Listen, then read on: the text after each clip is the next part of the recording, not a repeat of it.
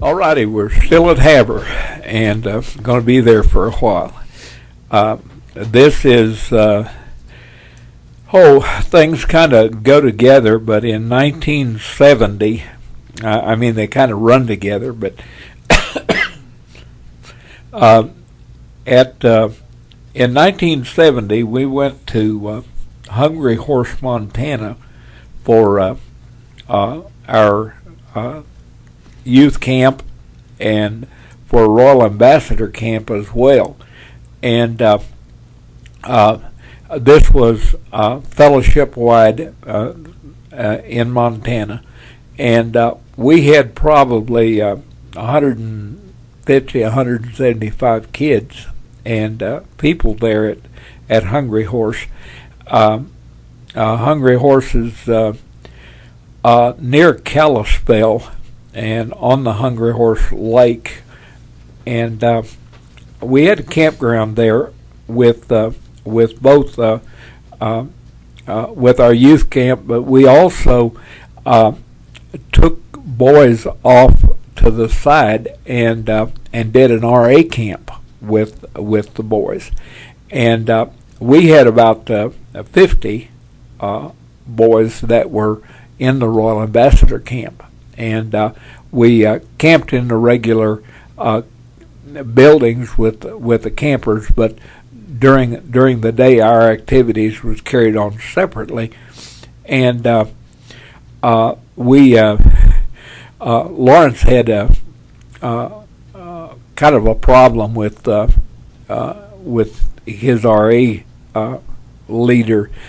We had him in what we call chapters, and there was a counselor that was responsible for about 8 or 10 boys, and I felt sorry for the counselor because now here's Lawrence. He's by this time he's about 8 or 9 years old, and he was born in Hammon when we were at Hammon, and this leader of his was a young single pastor, and he would say, "Okay, now we're going to use a buddy burner, and this is a gallon can that you cut a couple of notches in it, bend the side of it up, take a pop opener and cut a couple holes across from this not in the lid, but in the side of it so that air can go through. And you make a burner out of a tuna fish can with cardboard stood on edge and paraffin poured down in it, which is your burner. And you can cook, especially breakfast on this. You can fry a couple of strips of bacon, and then while the grease is still on it, you take a slice of bread and tear out a hole in the center of it and go ahead and eat that hole, and then kind of sop it down and turn it over and break an egg into the center of it. And when it gets done on one side, you flip it over and cook the other side, and you've got your toast and your egg and your bacon all cooked on a gallon can. And so I had told the counselors and what they were going to do, and the counselor said, "Okay, we're going to do buddy burners," and Lawrence said, "I know how to do that." And everything that this counselor told him that they were going to do, Lawrence said, "Well, I know how to do that," and it was really tough on this young pastor, and so instead of handling it with maybe a little maturity, he really come down on Lawrence really hard. And Lawrence was he enjoyed RA camps and out of doors, this type of thing, and it was just killing him. So I told him, I said, "Okay," I said, "I tell you what, tomorrow afternoon during free time, you hang in there and do the best you can do, and just don't say anything about how to do things, and I'll take you fishing." down. There's some creeks that come into the Flathead Lake, and pretty good trout fishing on them. And so I said, you just hang in there, and tomorrow afternoon we'll go down there. And so we did. And but right along this same time, I had a little boy that was homesick, and he wanted to go home. He wanted to call his folks, and I had learned. I had worked when I was in Oklahoma. I had worked with the Arkansas camp, and they had a leader there that led their RA camps. That he said, I never send a homesick boy home. He said, nor do I let him call home. He said, that boy needs to learn to overcome his homesickness.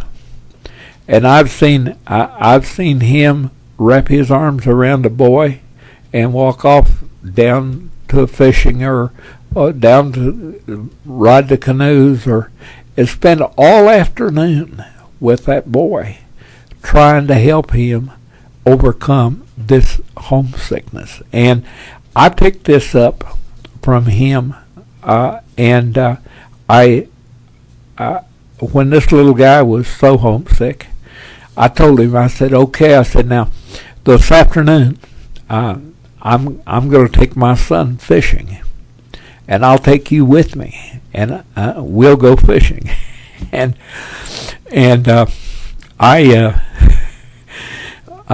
as we went, I prayed, and I said, Lord, help this little guy to catch a fish. And he got there, and he had an old casting rod, which is it was an old steel rod, an old timer, and a reel that was it wasn't one of the. It was an open face reel, and he had a great big bobber about 2 inches across, and he had a for a weight he had a nut off of a bolt tied in for that. I mean, and this is not the setup that you use to catch a trout. You have to have, or you need to have a nylon leader and very little weight, and not even use a cork. And I helped him as best I could and I told him, I said, we come up to this hole, and I said, now you throw out there as far as you can and let your cork drift down.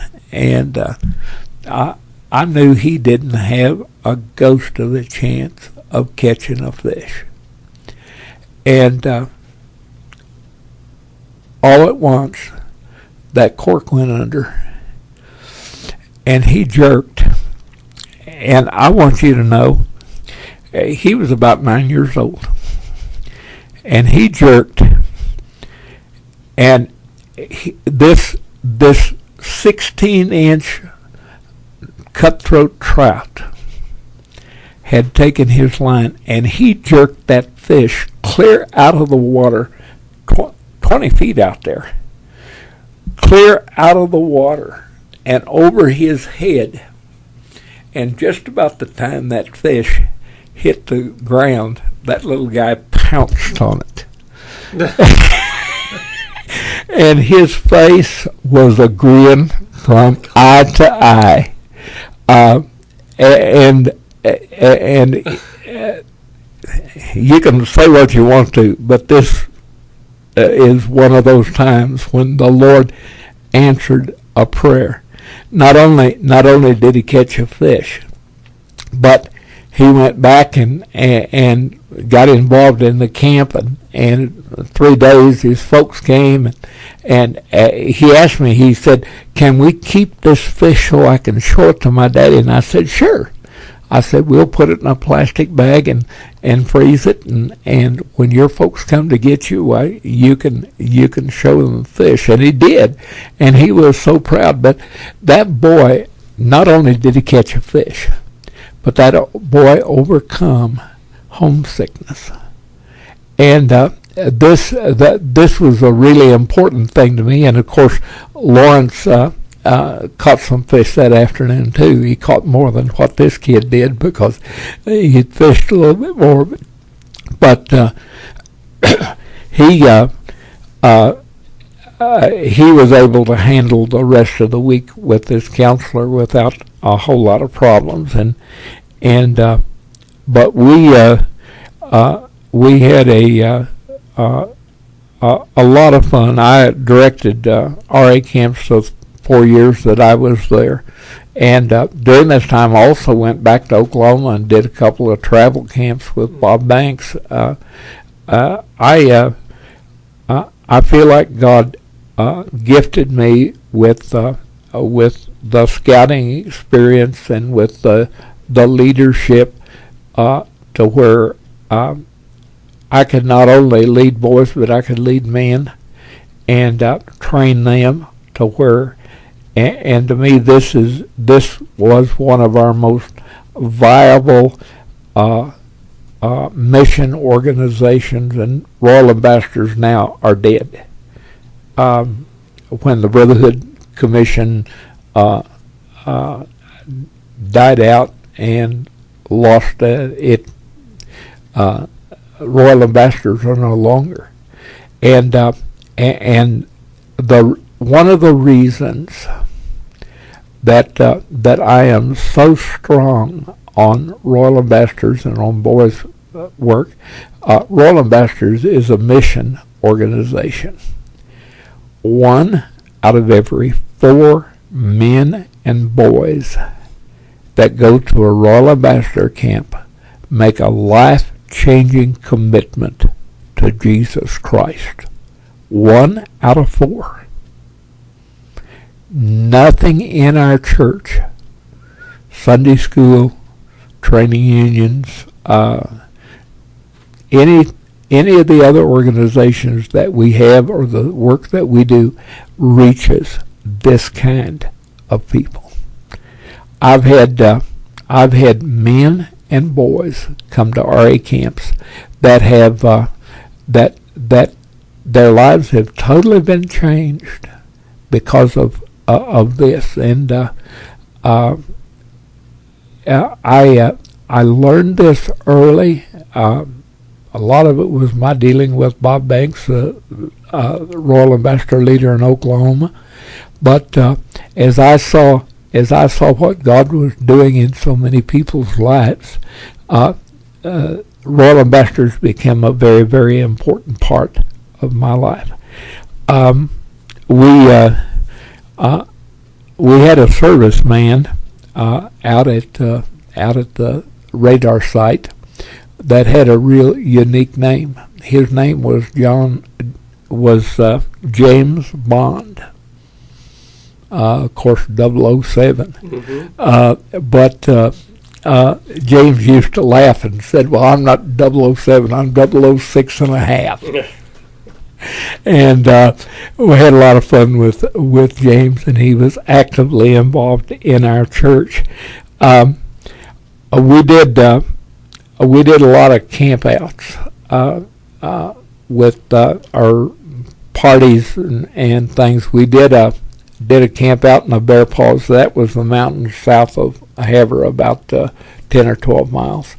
And we did a winter camp out there where we rented a building and spent 3 days and during the winter time, and we had the air base let us have some snowmobiles, and I was about ready to buy a snowmobile for our children until that time, and I saw my middle son Joel with 2 little kids on the back of the thing running down the road at 55 miles an hour, And I made up my mind right then that that was not going to be a part of our, because, man, It's like a 55 miles an hour is, I had, during that time, I had a snowmobile up to 60 miles an hour,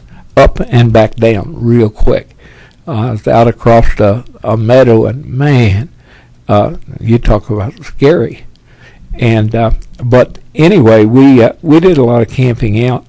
We did a camp out at what was called Howdy's Hollow, just a campsite area that was, you could have campfires out there and stuff, and we had a church-wide camp out there. We had about 40 people out there, and was camping on, I think we did Thursday night and Friday, and Friday night, and we each family or whatever would have their own tent, and so we set up around this area. We had the campfire.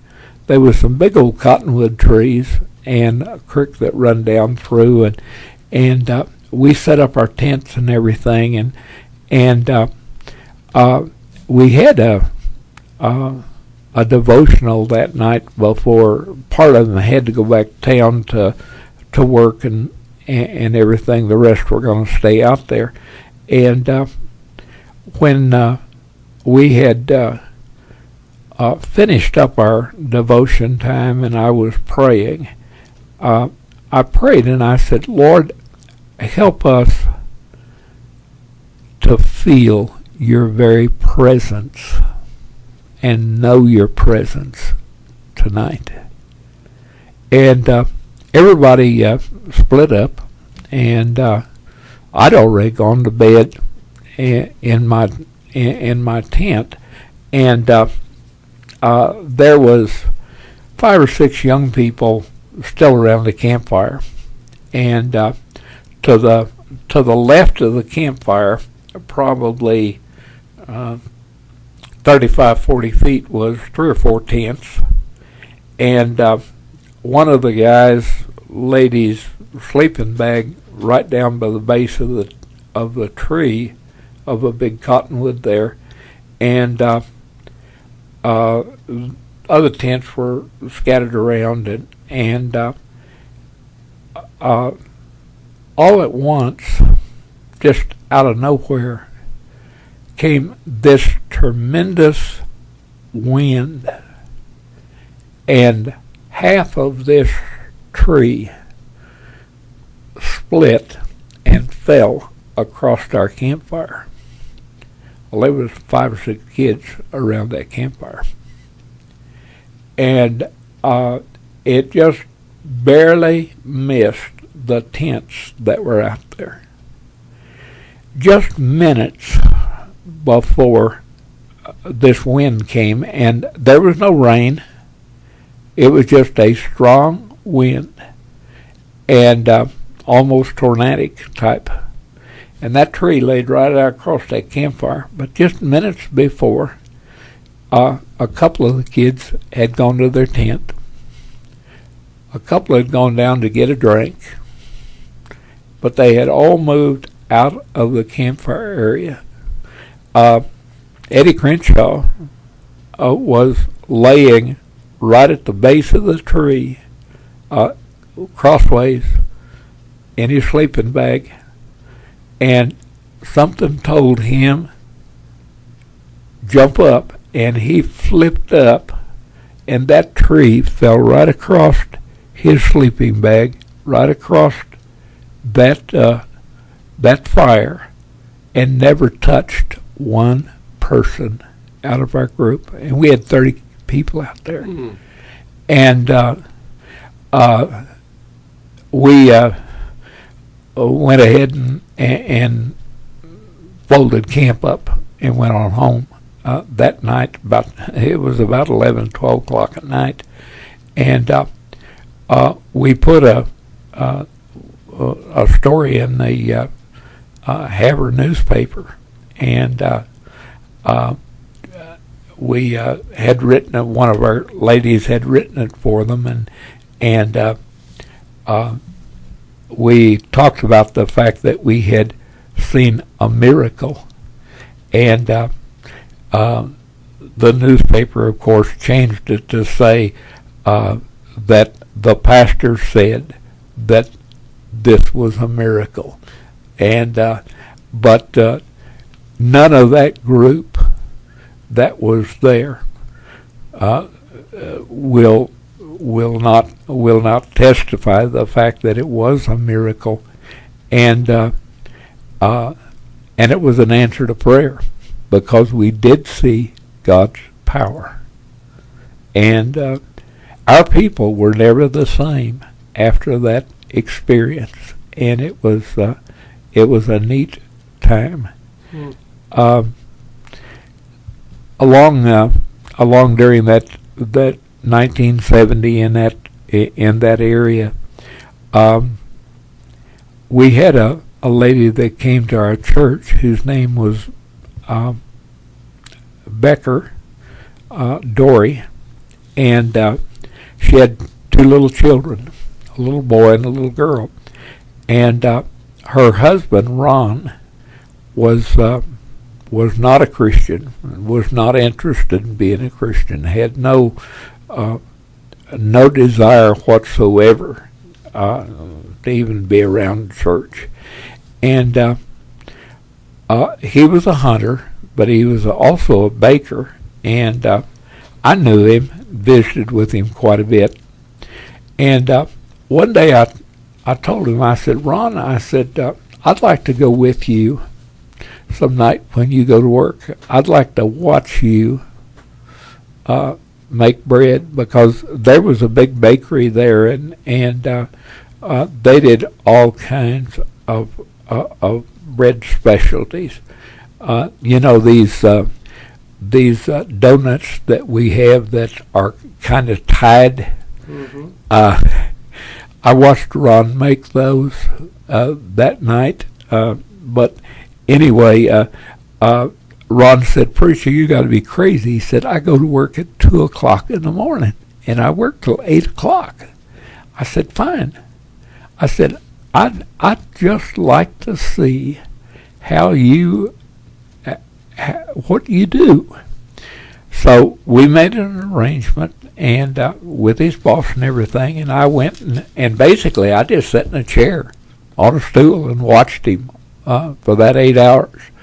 But he'd take those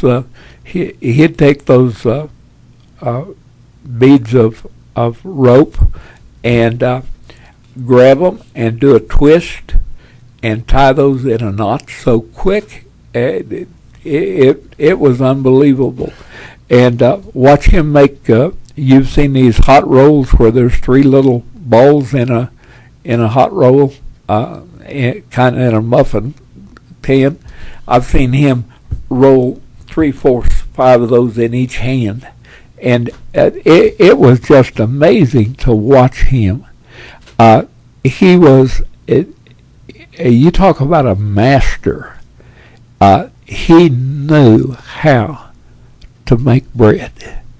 And I sat there all night long and just soaked up and watched this guy.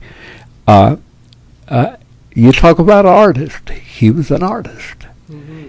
In his particular field. Well, as time went on, Ron gave his heart to Jesus Christ, made a public profession of faith, and he went along for several months actively involved. And one evening he called me and he said, "Preacher, I need you to come and talk to me." And I went to his home, and he said, "Now, Harold, what I'm going to tell you, I don't want you to tell anybody." He said, "I used to be in the Air Force."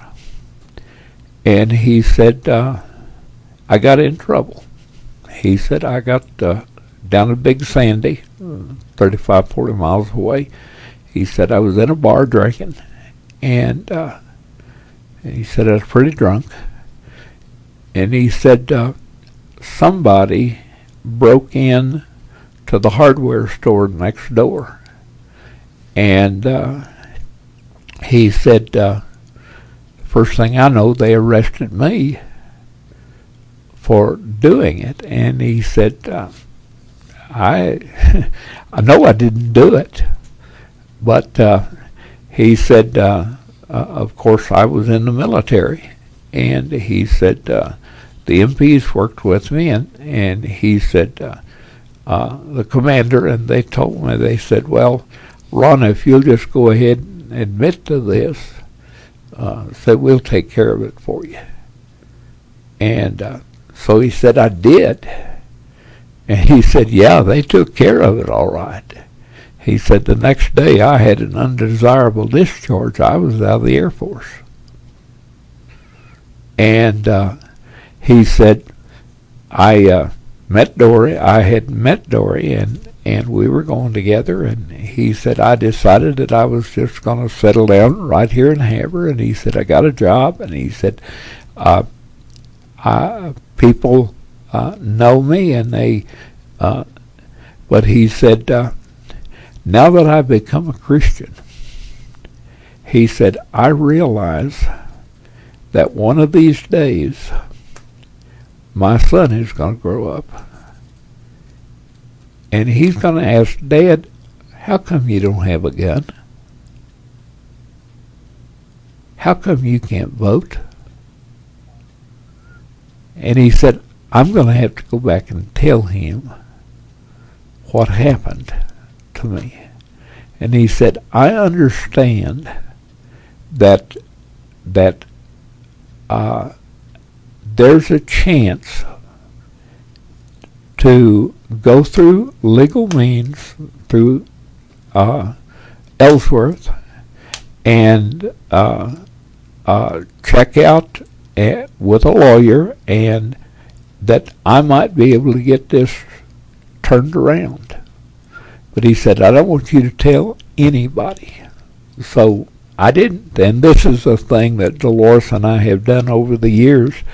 I don't tell her very much about what goes on, because I deal with so much confidentiality, and you do too.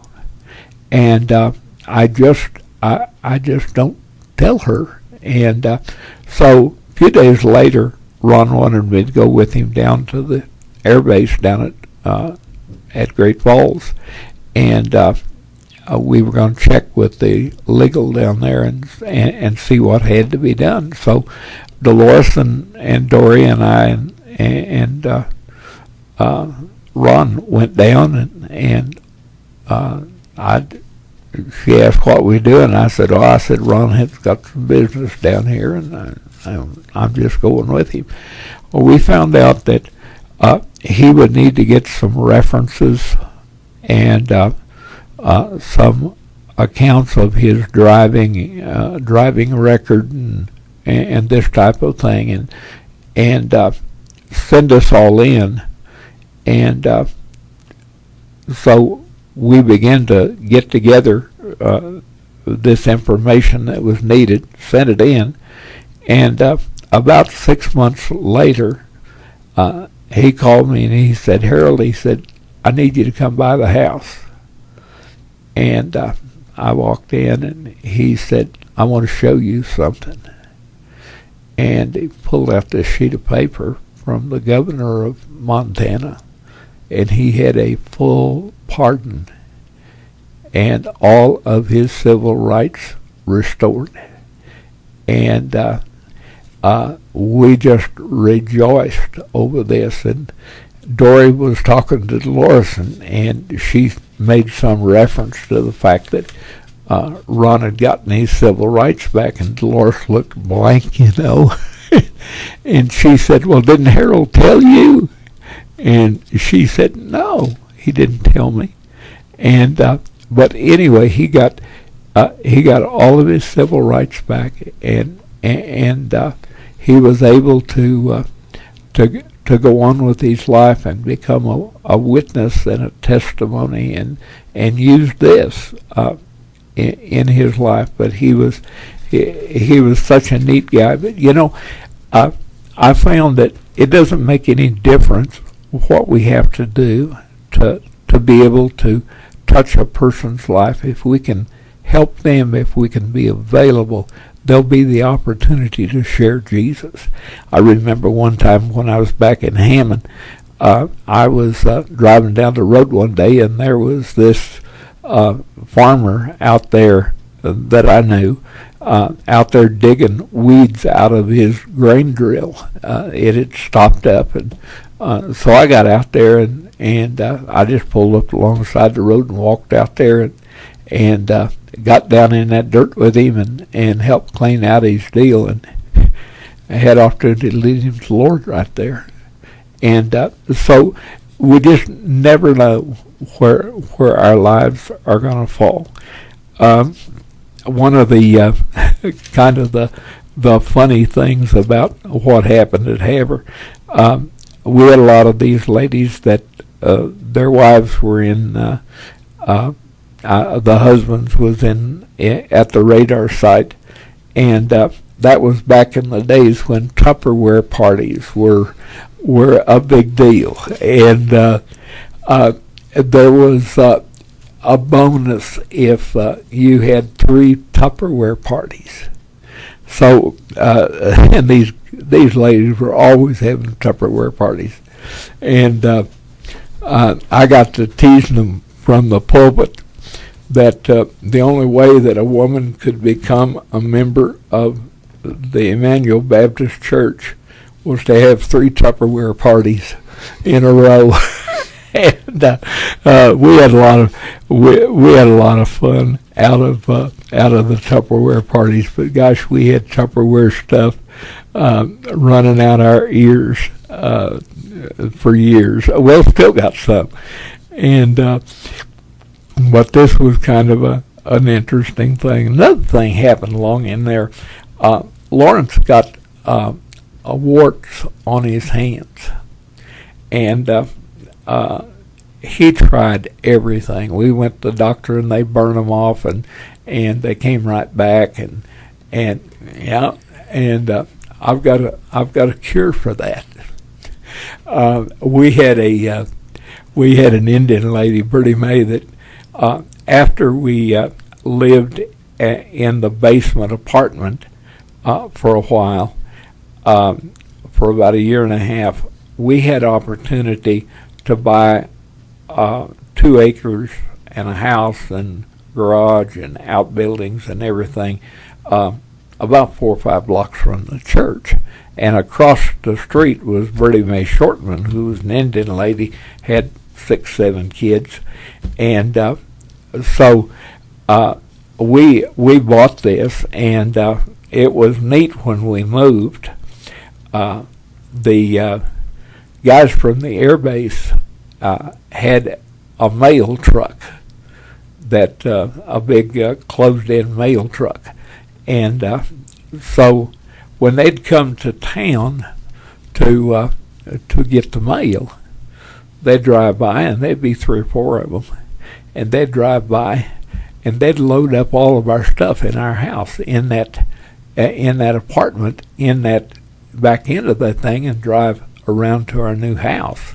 And they wanted $2,000 down for this house that we bought, and we couldn't even come up with that, and so we turned it down, and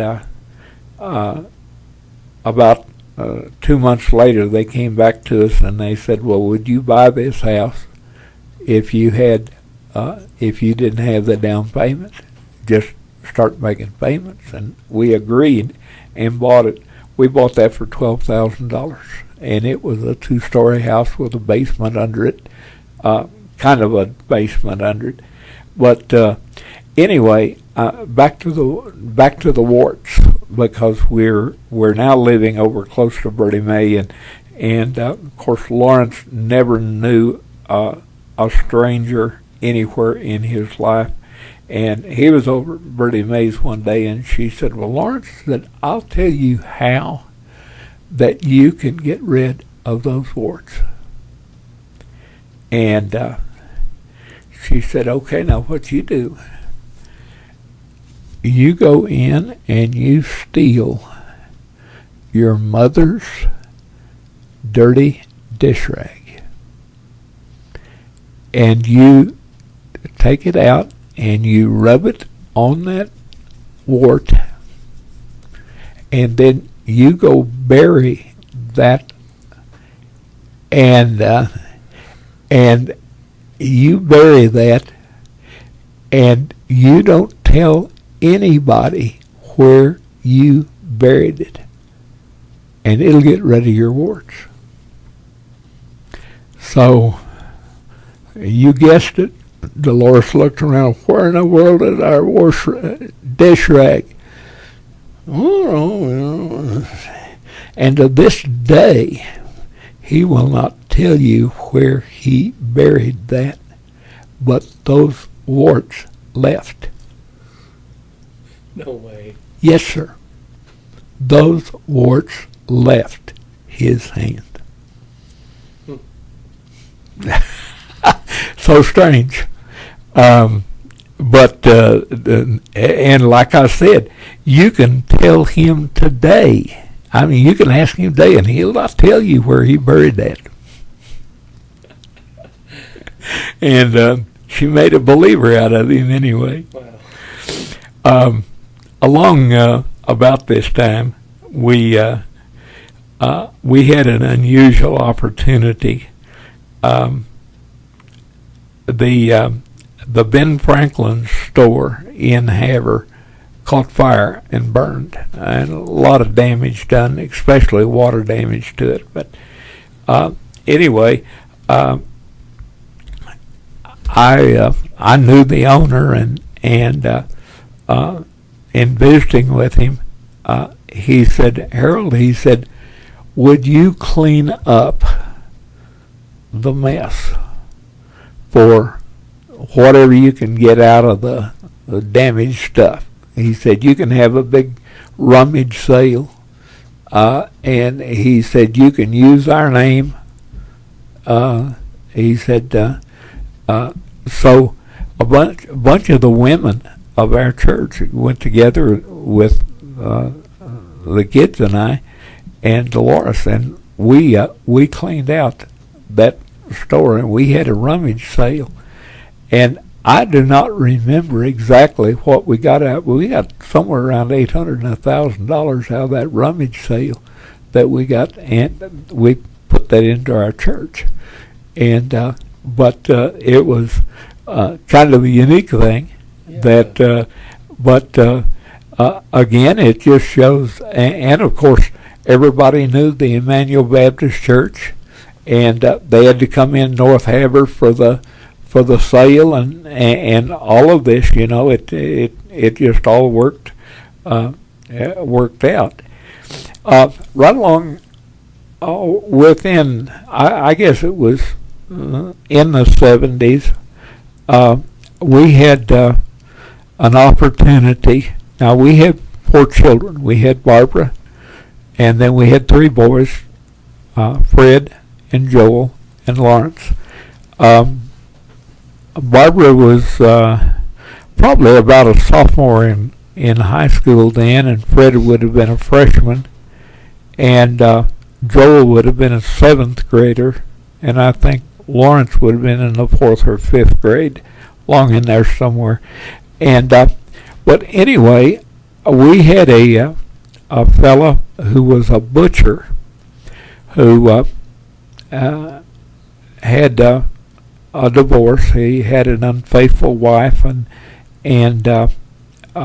when the divorce all settled down, the court told him that if he could provide somewhere for his children to be taken care of. He was a butcher and worked every day or all but on the weekend, and if he could find someone to take care of his children, that they would give him the custody of his 3 boys.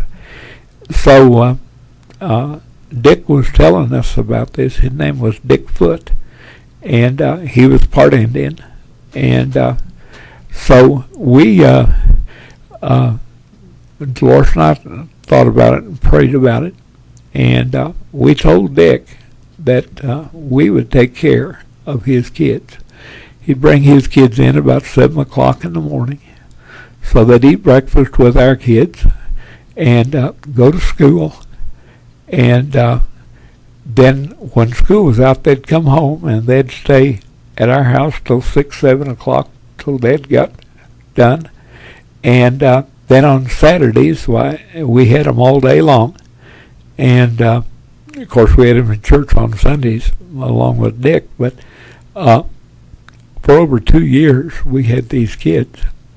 Now, this meant that we had Barbara, and then we had Fred, and then we had Ray, one of Dick's boys, and then we had Joel, and then we had Randy, and then we had Lawrence, and then we had Ross.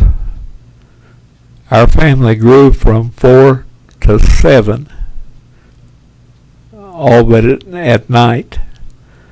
And so we had boys.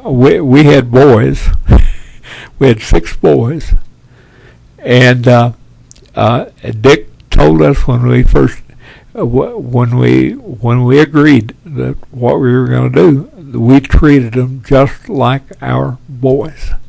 We disciplined them.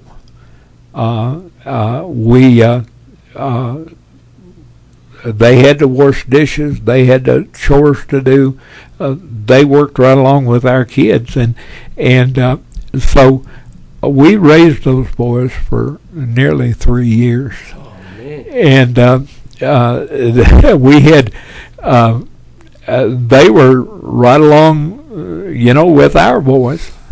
There was a time when in the summertime, Deloris sent them out to pick lamb's quarter, which is a weed, but it works the same thing as spinach. And these boys pulled it, and they were not very careful the way they pulled it, and they got some manure in it and weeds and everything else. And Deloris told them, said, "That's all right, boys." Said, "That's fine." Said, "I'm going to cook it up just like you brought it in." And whenever they were weeding our garden one day, and they got to pulling everything, and they got disciplined for that. And but we had a really neat time with those boys, and had an opportunity to impact their lives. And of course, they were at all of our RA camps and our RA meetings and our church meetings and everything. And it was early there that I mentioned earlier that a part of our living was our hunting. And when I killed my first deer, there were a couple missionary ladies that worked with the Gros Ventres over around Harlem, and were close friends of Bertie May, and some of the Indian guys had killed him a couple of deer, and so they took it down to the locker plant, and these 2 big mule deer that would have weighed 150, 200 pounds apiece, they got a box of meat about 18 inches square is all the meat they got out of that out of those 2 deer, done through a locker plant.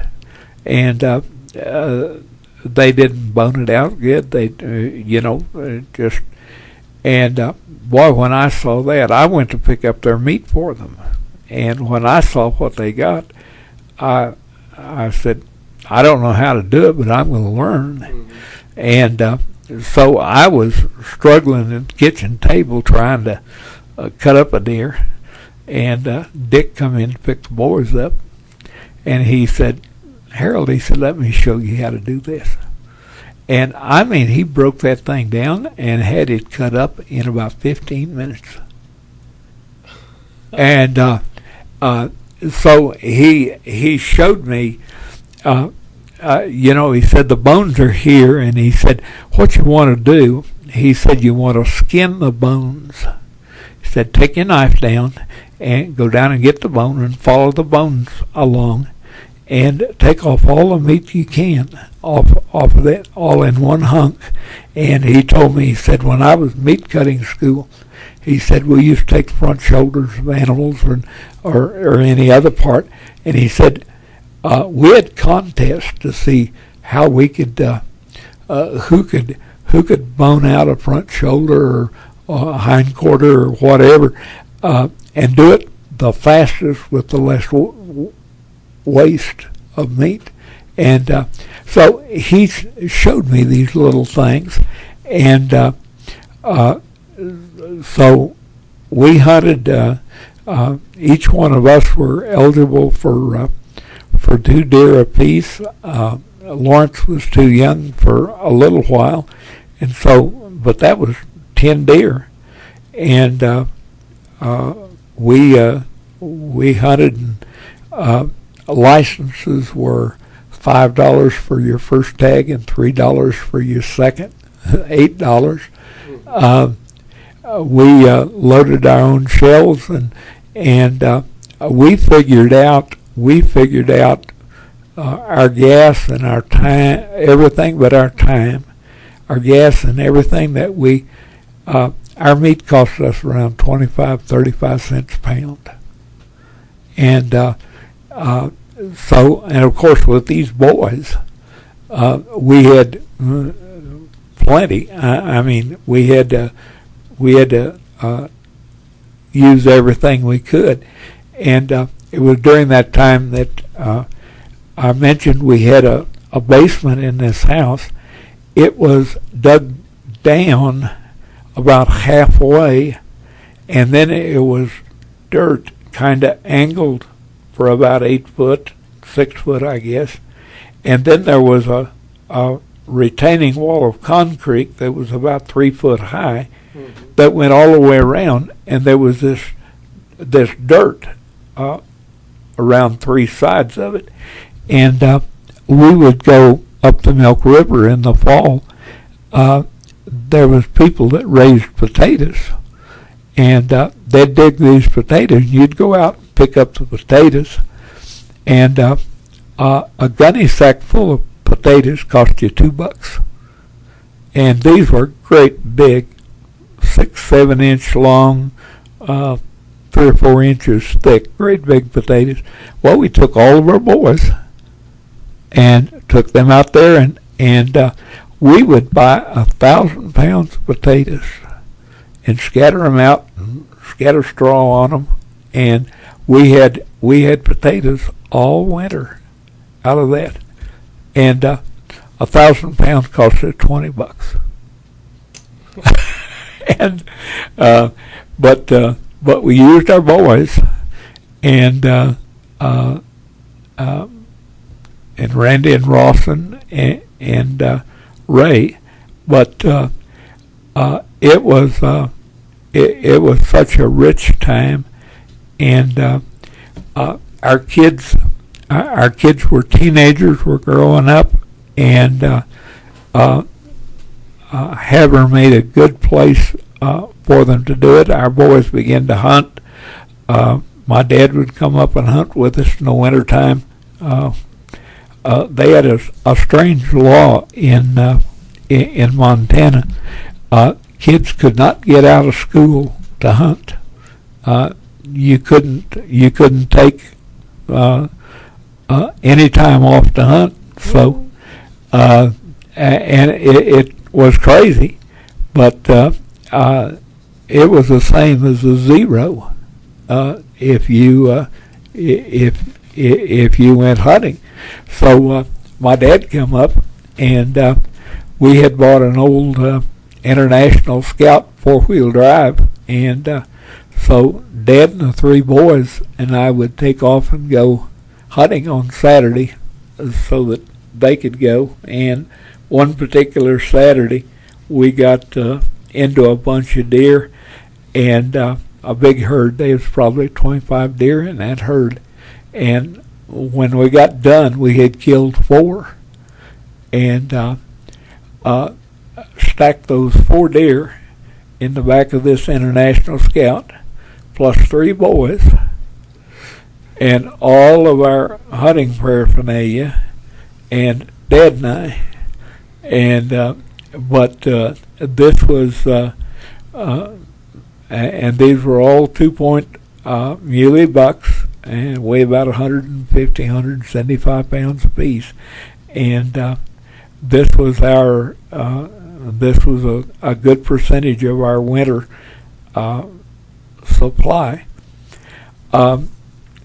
We had a family that was from the Air Force. Coffee's Tony and Elsie Coffee. Tony was there, and then Elsie came a year later, I guess, and she was from Jamaica, and she came in, and this was a black couple, and they were such tremendous witnesses and tremendous Christian. I said that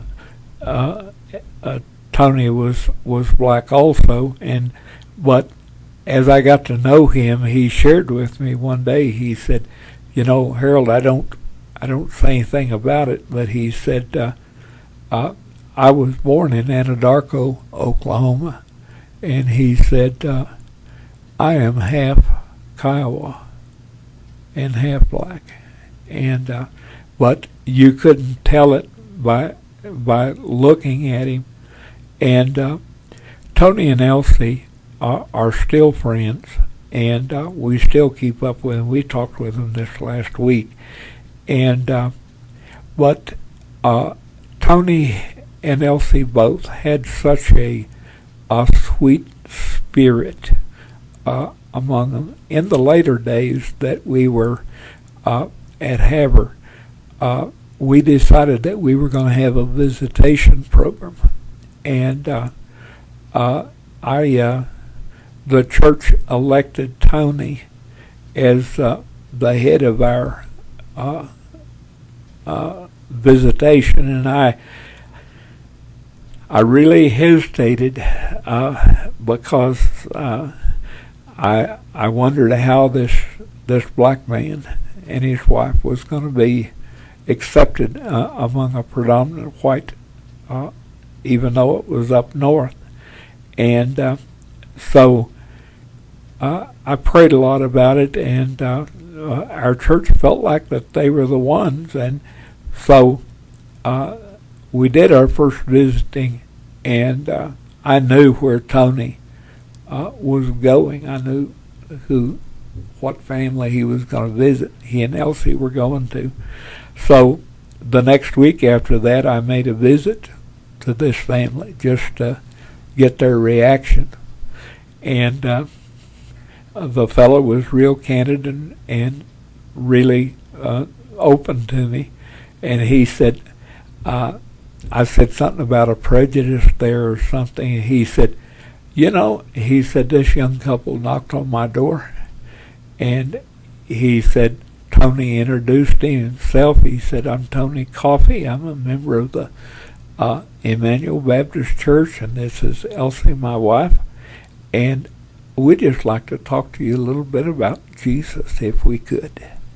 And he said, I invited him in, and he said, he shared with me in all the simplicity and he said it was such a neat time with them, and they were such a precious couple. They had a little girl when they first moved there, and of course she was black, and some of the kids in the neighborhood was making fun of her and calling her all kinds of names and stuff, and she was just crushed. And she went to Elsie and was crying and told her, and Elsie said, "You know, sweetheart," said, "those are children that just don't know you.